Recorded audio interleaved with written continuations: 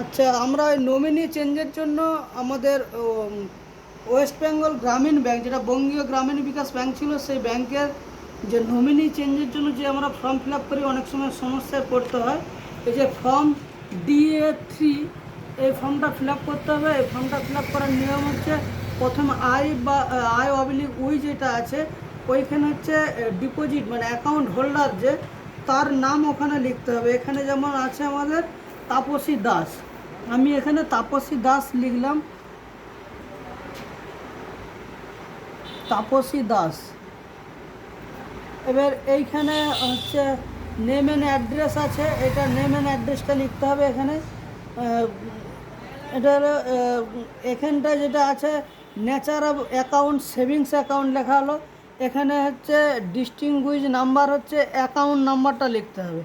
এখানে আমি অ্যাকাউন্ট নাম্বারটা লিখলাম 520702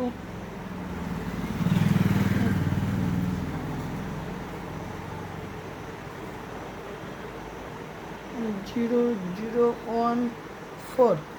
আর অ্যাডিশনাল ডিটেলস হচ্ছে, নাম হচ্ছে এর নাম, তোমার নামটা বলো।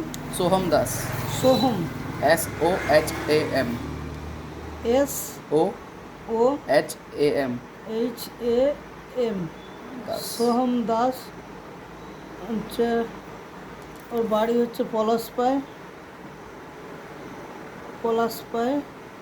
ওর রিলেশন হচ্ছে ভাইপো।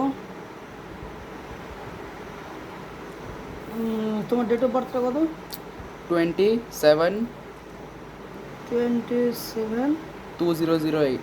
2008 হচ্ছে। এবার কাস্টমারের সই লাগবে এখানটায়, দিলে পরেই এই ফর্মটা ফিল আপ হয়ে যাবে। খুব সিম্পল একটা ফর্ম। এই ফর্মটা ফিল আপ করলে পরে নমিনি চেঞ্জ করা যায়।